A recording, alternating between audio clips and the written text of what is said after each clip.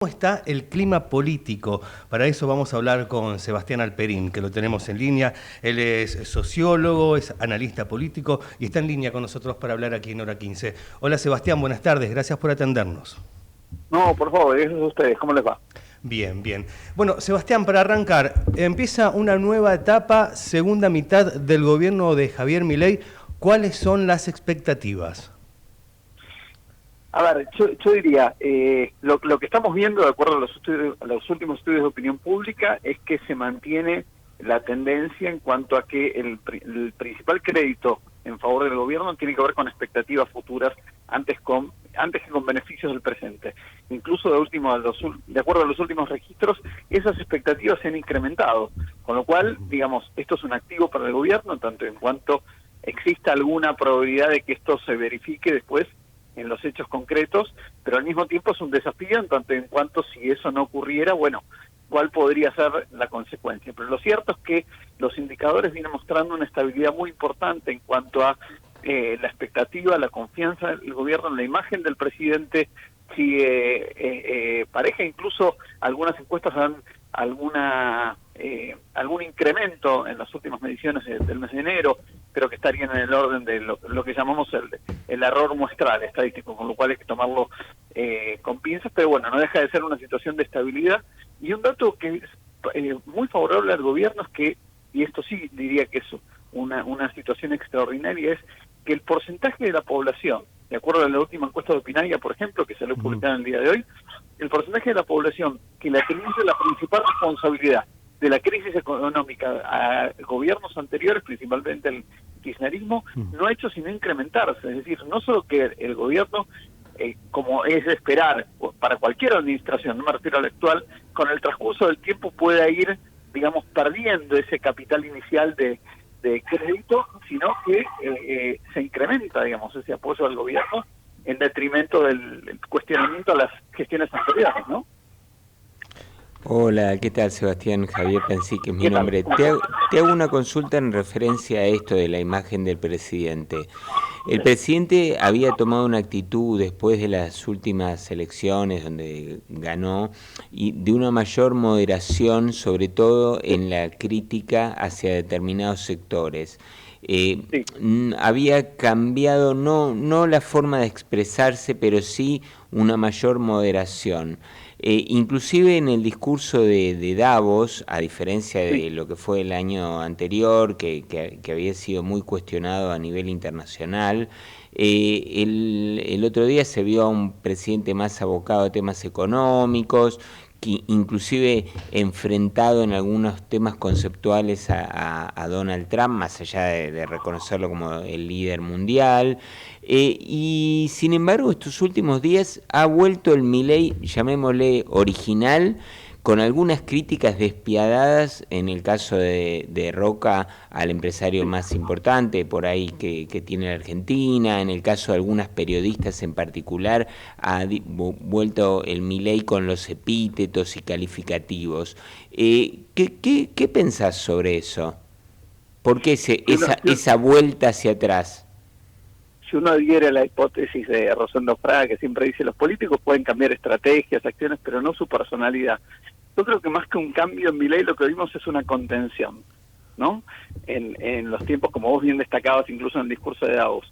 Pero bueno, cuando encontró lo que él define como una oportunidad, que fue pelearse con Pablo Roca, bueno, me parece que es lo que estamos viendo en los últimos días.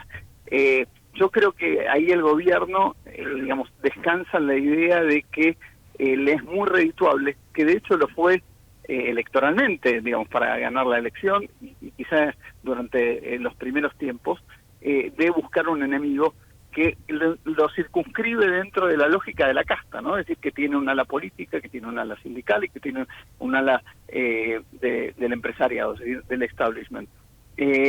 Ahora, yo tengo mis reservas respecto a que esto le vaya a redituar también en este caso y me parece peligroso porque, digamos, pelearse con Roca no se está peleando con cualquiera, sino con el referente de la industria a nivel nacional e internacional y no deja de ser también un mensaje al resto del empresariado. Con lo cual, digamos, me parece que ahí hay una tensión que tiendo a pensar que por lo menos sería innecesario, se podría atenuar. Pero bueno, estas son hipótesis y especulaciones, ¿no? Sebastián, te quiero preguntar ahora sobre el tema de las reformas, ¿no? Y qué es, Sí. cómo impacta esto en la opinión pública, ¿no? Los datos indican que solo un porcentaje bajo de la población cree que el gobierno podrá avanzar con las reformas laboral y tributaria. ¿Es escepticismo sobre la política o es miedo a perder derechos lo que frena esa expectativa? A ver, yo creo, nosotros hicimos un estudio con la gente de Equipo Mide en el mes de diciembre y le preguntamos justamente digamos, a los encuestados, a la población general, cuáles son los logros que cree que va a poder tener el gobierno de Milei durante la segunda mitad de su mandato. Y entre su propia base electoral, es decir, sus propios votantes, solo un 13% mencionó a la reforma laboral o a la impositiva, que es la gran agenda y la gran apuesta del gobierno. A ver, es cierto que las respuestas eran espontáneas, no es que se le dio opciones a la gente, esto hay que aclararlo desde lo metodológico. Pero parece que en la agenda del ciudadano común, el tema no es la reforma laboral, la impositiva, la del Código Penal, el tema es la inseguridad, la pobreza y el empleo. Y en todo caso, que son, digamos, el top of mind de la agenda, de acuerdo a lo que las encuestas definen como las principales preocupaciones en función de los registros que se vienen midiendo sistemáticamente. Y sí, no está claro, la gente no lo entiende, tampoco le preocupa, y ni siquiera los especialistas, y incluso hay buenas reservas, y yo adhiero a esta idea, me parece que hay muchas reservas respecto a que la reforma laboral, por ejemplo, pueda traducirse en un incremento significativo en el nivel de empleo, si eso no va acompañado de un plan productivo, de estímulo e incentivo, sobre todo a la pequeña y mediana empresa, que como vemos son los sectores más castigados, ¿no? En la situación económica actual, el comercio, la industria, la actividad de la construcción, y digo, me parece que ahí es donde se plantea la preocupación, porque bueno, el empleo viene ganando preocupación, y yo diría una alerta que también vemos en las últimas mediciones, tiene que ver con un leve, pero algún incremento de la inflación como preocupación que se había amesetado, incluso se había reducido sistemáticamente en los últimos meses. Bueno, me parece que esto está asociado, que hay algún incremento, por pequeño que sea, pero incremento al fin, y que en buena medida también mucha gente, como vemos en los grupos focales, aduce de que, bueno, los índices, el 2, 2,5, no reflejan muchas veces la realidad cotidiana, ¿no? Es decir, cuando uno mira otros indicadores, servicios, expensas, ni hablar de prepagas, los incrementos son mucho más sustantivos, ¿no? A propósito de eso, vos enfocaste 3 temas. El tema de la inseguridad, el gobierno lo está, entre comillas, enmarcando también con el tema de la baja imputabilidad. El tema del empleo, el gobierno contesta con la reforma laboral. Y el tema del, digamos, el tratamiento económico, la baja del trabajo o el tema pymes y demás, el gobierno lo manda por el lado de la reforma impositiva, es decir, una baja impositiva. ¿Son herramientas para vos entonces inadecuadas para las expectativas de la gente? Es decir, la gente piensa que la ley laboral no le va a traer mayor empleo, piensa que la reforma impositiva no va a generar mayor movimiento y piensa que la baja de imputabilidad no va a resolver el problema de la inseguridad. Es decir, como que el gobierno dispone de algunas herramientas legislativas, en este caso, las trata de imponer y la gente puede llegar a percibir que esas herramientas no son las correctas. A ver, yo diría que la gente ve el resultado, no mira la metodología que se utiliza y las recetas empleadas para llegar a ese resultado. Bilardismo puro, diría Milei. Totalmente. Y la gente va a evaluar y a ver si ese resultado llega. No le importa si es a través de una reforma laboral, si es a través de generar nuevos mecanismos de empleo, de estímulo de las inversiones, etcétera. Lo importante es que al momento de enviar un currículum se encuentre con otra respuesta, otras posibilidades que las que eventualmente encuentra hoy en día. Lo que yo digo es, desde el punto de vista personal, esas herramientas parecería, a juzgar por buena parte de los especialistas, no sé si inadecuadas, pero sí insuficientes. Es decir, de no ir acompañadas, en el caso del empleo, fundamentalmente la reactivación económica, de un plan de desarrollo productivo que atienda las necesidades de la pequeña y mediana empresa. No nos olvidemos que este modelo económico está mucho más orientado a actividades como la minería, el petróleo, el gas. Que no generan tanto empleo directo. No, sí, yo trabajo mucho en Neuquén. Vos vas a Nielo y las mismas empresas petroleras te dicen la posibilidad de generar empleo es muy reducida, sobre todo teniendo en cuenta la incorporación tecnológica en general y que en estas áreas es muy relevante, ¿no es cierto? Sí. Exacto. Entonces lo que vemos, y bueno, lo que se está haciendo, fíjate, el empleo está estancado hace 15 años. Justo estaba mirando una columna de Jorge Eliotti del domingo muy ilustrativa en ese sentido. Sí. En 6 millones de personas. Ahora, ¿qué es lo que crece? Lo que se llama la plataformización. Uber, Rappi, Didi, Pedido Ya.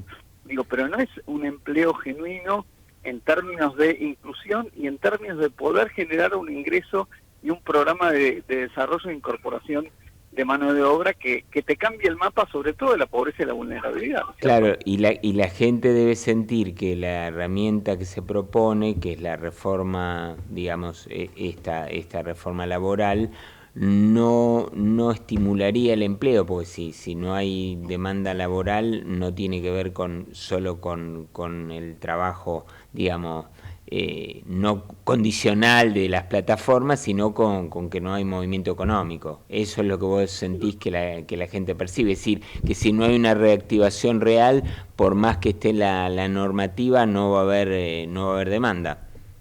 Totalmente, y aún cuando la gente lo reconoce, porque la baja inflacionaria la gente lo reconoce, después lo califica de determinadas medidas, en todo caso puede cuestionar los, digamos, si se quiere, los resultados adversos o no buscados de esa metodología, pero dice, ok, la inflación bajó, pero como me decía en un grupo focal un participante, a mí la guita me alcanza cada vez menos. Ese es el bilardismo, ¿no? Esa es la experiencia de la gente cuando agarra el changuito del supermercado y se encuentra con el momento de la verdad, que es frente a la góndola, ¿no? Y donde cada vez lo puede cargar menos, digamos, ¿no? Lo mismo pasa con la inseguridad, como vos destacabas, con las posibilidades de inserción laboral. Entonces, eso es lo que la gente mide, y ahí es donde me parece que el gobierno, con una estrategia y una ideología, básicamente, que tiene que ver con la desregulación y el retiro del Estado, bueno, mi hipótesis, y adhiero a los economistas y los especialistas que dicen, bueno, con esto solo no alcanza, digamos, ¿no? Es decir, hay una apertura económica, pero si no hay una posibilidad, por ejemplo, que se está discutiendo ahora, de que los empresarios tengan herramientas, recursos e incentivos y un apoyo para poder competir con la llegada de productos chinos, bueno, estamos en problemas, nos encontramos al cierre de empresas y a la pérdida de empleos que estamos registrando en los últimos años, que es muy significativa, ¿no es cierto? Sebastián, te hago la última por mi parte. Hablando del desempleo joven. El joven fue un motor en el votante, ¿no?, de Javier Milei. ¿Crees que, qué es lo que dicen ahora esos grupos focales, ¿no?, ese grupo etario entre los 18 y 35 años? ¿Sigue ese encanto igualmente por la gestión de Milei? A ver, lo que sigue es el encanto por lo que se define como la afirmación, el no titubeo, sobre todo en un público que tiene mucho que ver con el electorado de Milei, público antiperonista, que contrasta la experiencia de Milei justamente con lo que fue el gobierno de Macri, que le deducen no se animó, no pudo, no supo, no quiso, el cómo que quieras, pero en definitiva ver resultados. Y la hoja inflacionaria claramente es un capital. Ahora bien, como decíamos recién, ¿esto solo es un crédito? Sí, la gente lo apoya y eso incluso le da un bonus track para decir, bueno, apuesto a futuro por otras herramientas. Ahora, eso por sí solo no alcanza, ¿no? Como vemos en términos de mejora en condiciones de vida, de acceso a bienes y servicios, y bueno, mejorar la calidad de vida y el ingreso cotidiano. Entonces ahí es donde aparecen las preguntas, pero en cualquier caso, como hablamos hace un rato, el principal crédito de Milei, por un lado, es que no hay nadie. Fíjate que sigue apareciendo como principal opositor la figura de ninguno. Cuando vos le preguntás a la gente cuál es el principal referente de la oposición, ninguno te responde un 40%. Vuelvo a citar la encuesta de opinión de hoy. Muy por abajo aparecen Cristina Kirchner y Kicillof, pero con un 25, 27% en el mejor de los casos. Es decir, hay una sensación de vacío muy fuerte. Y en todo caso, lo que no está pudiendo resolver Milei no es culpa de él, desde el punto de vista de su electorado, sino de la herencia maldita que le tocó. Y bueno, está tratando de hacer malabares como puede, desde la lógica de aquellos que obviamente son más defensores de su modelo. Sebastián, lo que vos planteás es un activo del gobierno, en definitiva, que no haya oposición forma parte de un activo. Bueno, te agradecemos muchísimo la participación. No, por favor, un placer y bueno, hasta cualquier momento. Muchísimas gracias. Gracias. Bien, hablamos con Sebastián Alperín, sociólogo, máster en ciencias políticas, especialista en opinión pública, pasó aquí por Hora 15.